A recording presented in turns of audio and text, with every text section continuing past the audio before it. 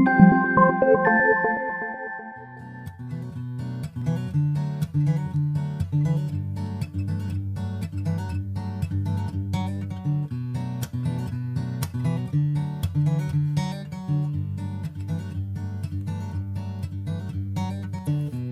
en buena hora, os habla Beniagual y hoy quiero partillar con vosotros unos cuantos refranes judeo-españoles. Una madre y una manta tapan muchas faltas.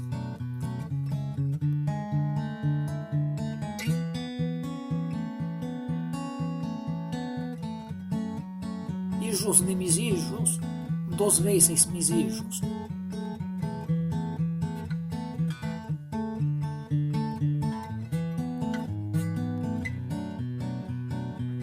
Quien mira a la gente no vive contente.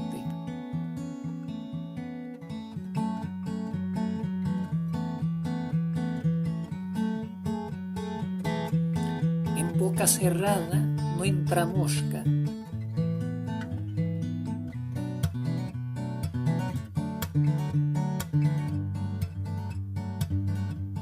Más vale jajam sin barba que barba sin jajam.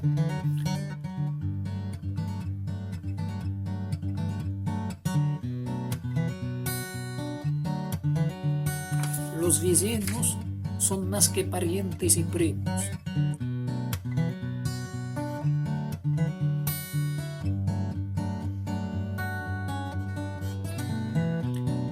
Espero que os agradó los refranes. Sanos y saludosos que estéis todos.